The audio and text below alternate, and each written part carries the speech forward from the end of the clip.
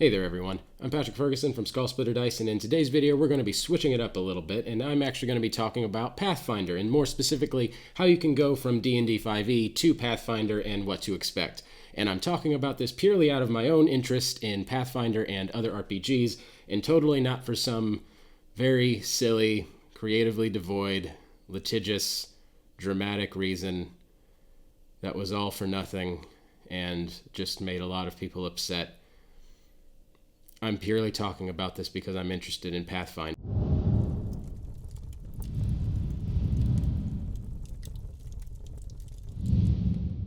You've got a whole world of tabletop RPGs to pick from. Why pick Pathfinder?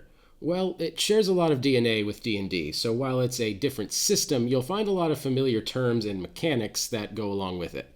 It's essentially D&D just with some of those complexity dials turned up. If you're still wanting to play games that are very similar to your existing D&D campaigns, but with some more crunch and player options, then Pathfinder is a great fit. Pathfinder 1e has also been around for 14 years at this point, and they've released a ton of content for it.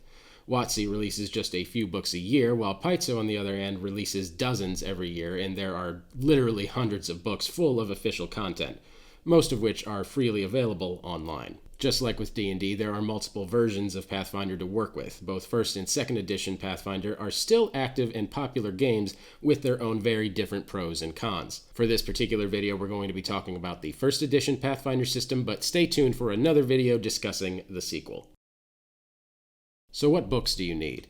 This is honestly one of Pathfinder's biggest selling points. Despite there being literally dozens of core books for Pathfinder, absolutely everything you need is online for free. You and your group can play Pathfinder without spending a dime, and Paizo has a long-running unofficial policy regarding takedowns and policing their content. Paizo makes their money with adventure paths, and they have no problem with you downloading everything else for free. Huge Pathfinder databases are easily accessible and easy to use, containing every character option, monster, spell, and feat you could possibly want. If you're a purist, however, and want the physical book, you'll have to build up quite a library to get the full core rules of Pathfinder. At bare minimum, you're going to need the core rulebook, or the pocket edition, at least one of the many bestiaries, and beyond that, there are literally dozens of supplementary books, but I'd recommend starting with the Advanced Player's Guide, the Advanced Class Guide, and the Advanced Race Guide. So what dice are you going to need for your Pathfinder adventure? Well, luckily for you, and for us here at Skull Splitter Dice, just like with D&D, Pathfinder uses the polyhedral set of D20, D12, 2 D10s, a D8, a D6, and a D4. So any dice sets you picked up for D&D will do just fine for Pathfinder as well. Now let's get some advice out there for the DMs hoping to switch over to Pathfinder. We'll go through some of the biggest changes you'll feel as a DM switching from 5e over to the Pathfinder system, starting with the advantage versus crunch. Playing 5e, it can be easy to forget how useful the advantage-disadvantage system is until it's gone. In 5e, you've probably gotten very used to simply applying advantage or disadvantage to rolls when weird situations come up. Pathfinder has a different solution, which is to have special rules for everything. Let's say your player is underwater, grappled by a giant squid, blinded by squid ink, and they want to fire an arrow at the merfolk wizard in the distance. In 5e, you'd be able to simply tell your player to roll at disadvantage, but in Pathfinder, every single one of those parameters makes a numerical change on the roll. You'll have a lot of situations where you'll need to stack up bonuses and penalties for a while before you can figure out what final number to add to a roll and what number they need to reach. And don't get me started on the grappling rules, which I'm convinced nobody ever really remembers right. This isn't a good or bad thing exactly. Advantage and disadvantage do a lot to speed combat along, but it also makes some of those situations shallow and inconsequential.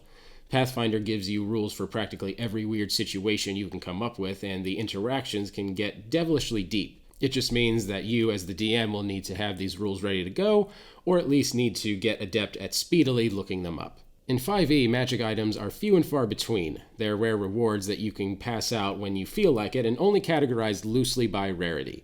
Pathfinder took a different route and expects you to provide a certain amount of treasure and magic items depending on the player's levels. You can hand out items over directly, but you'll likely want to plan on some big magic item shops or other ways to make them available to your players.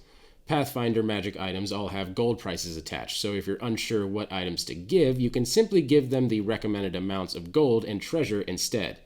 which are found on page 399 of the core rulebook. You don't have to give your players everything under the sun, but the way Pathfinder is set up, it expects them to gain some basic stat increase items, and the monsters are all balanced with that assumption. Things like basic magic items, magic armor, amulets, or cloaks that add to their saving throws, for instance, and the belt and headband items that add to their ability scores. Now let's talk about NPC fairness. One of the design philosophies in Pathfinder is that any NPC works as if it was created as a character.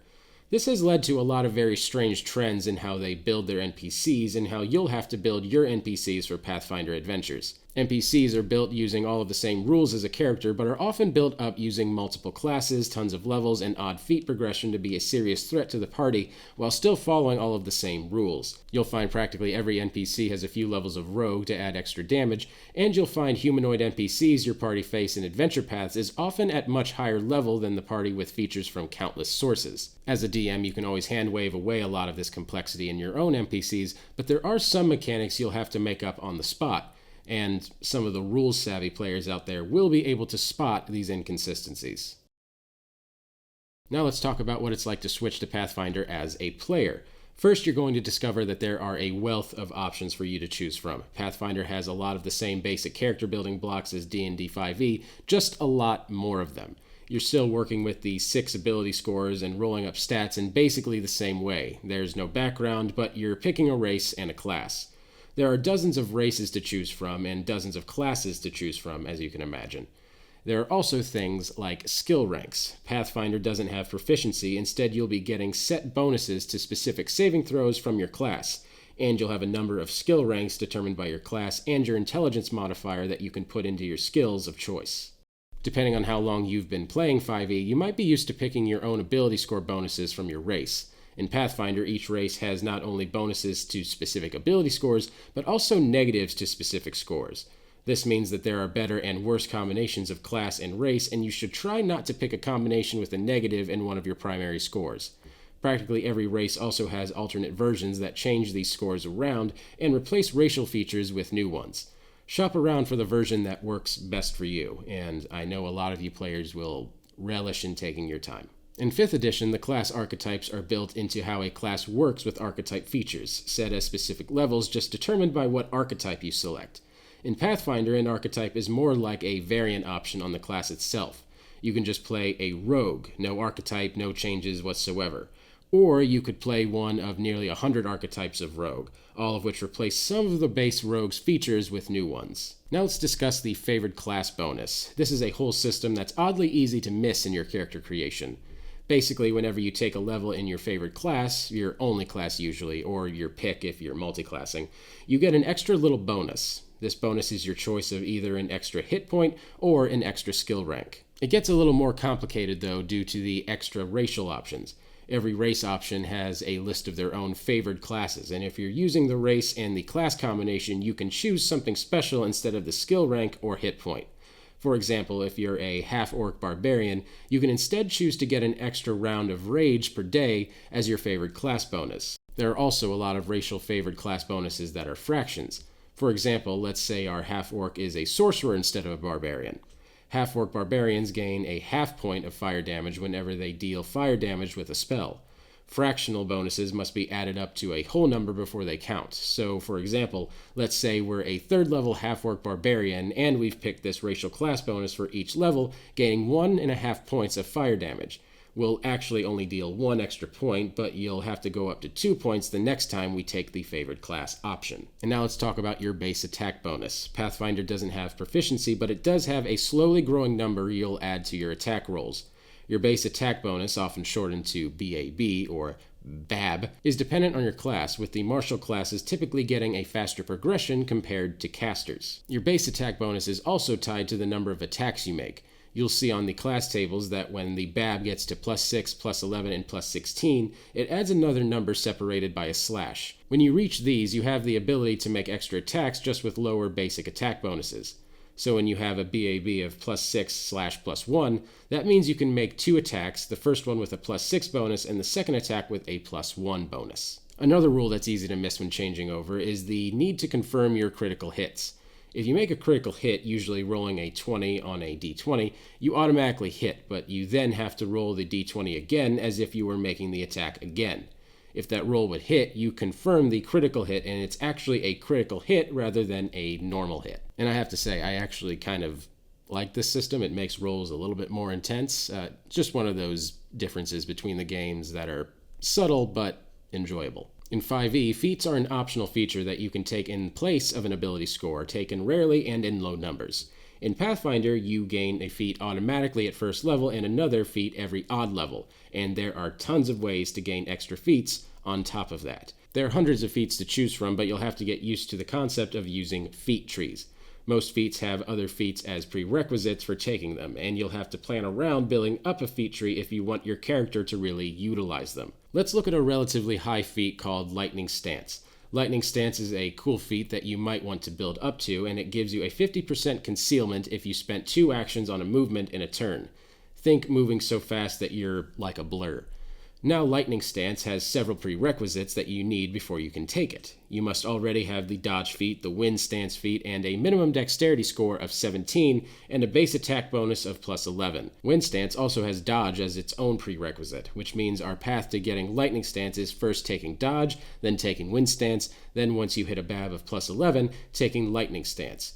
You'll have to get used to this sort of planning ahead quite a bit more than you'd probably be used to in 5e. Though if you watch our multi-classing videos for 5e, you would know that might not be the case. Ultimately, if you're used to D&D 5e and you switch over to Pathfinder 1e, you're going to experience a lot more crunch and a lot more character options than you're used to. It is, however, from the same family tree as D&D, and most everything should be at least a little familiar to you. Pathfinder is an amazing game that has kept going right alongside D&D all these years. It's just a lot, well, crunchier. Expect a bit of a learning curve on both character creation and combat, but you should have a great campaign once you and your group get into the swing of things. Thank you guys so much for watching today's episode. I really appreciate it. Be sure to like and subscribe because we put out new videos all the time. And if you and your group are thinking about trying out Pathfinder, or if you guys are trying Pathfinder for reasons that have nothing to do with all of the weirdness with WotC recently, I would like to know about it down in the comments. Thanks again for watching. My name's Patrick Ferguson from Skull Splitter Dice, and until next time, farewell.